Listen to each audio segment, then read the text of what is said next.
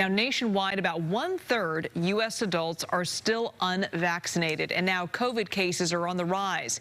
As CBS News correspondent Natalie Brand reports, the U.S. Surgeon General is calling on Americans to fight against health misinformation. Liz, the U.S. Surgeon General called on tech companies to do more to address and stop the spread of misinformation and cited an analysis of social media posts that found that false news stories were actually more likely to be shared. I issued a Surgeon General's advisory. The U.S. Surgeon General, Dr. Vivek Murthy, calls health misinformation an urgent threat to public health, saying American lives are at risk. It's painful for me to know that nearly every death we are seeing now from COVID-19 could have been prevented.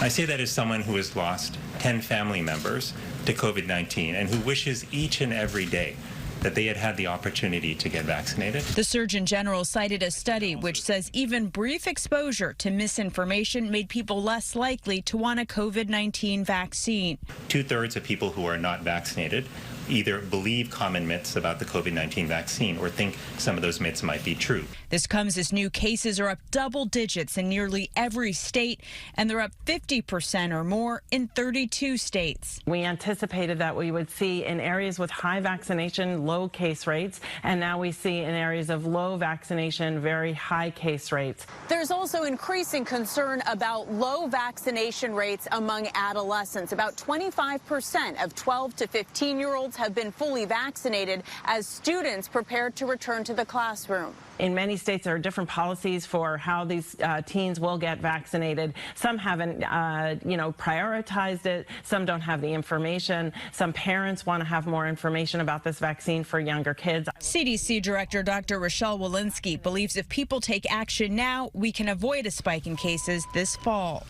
But the U.S. Surgeon General also warning we are not out of the woods yet. And back to the advisory on misinformation, the administration says it's urging tech companies, especially Facebook, to take faster action against harmful posts and also to promote quality information sources in its algorithm regarding COVID-19 and the vaccine. In Washington, I'm Natalie Brand, KPIX 5. Take a live look out at San Francisco, where there's a push to get minority communities vaccinated. Health officials say every person hospitalized for the virus in the city right now is unvaccinated.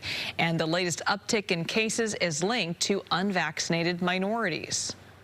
What the data shows us is that with this new Delta variant, we will see higher infections of those who are not vaccinated. And we can anticipate there'll be at least 250 more deaths. And disproportionately, those people will be African Americans and Latinos. Across the state, there have been more than 3.7 million cases of COVID. Around 3,600 of those were reported in the last 24 hours. The 7-day positivity rate is 3.5%.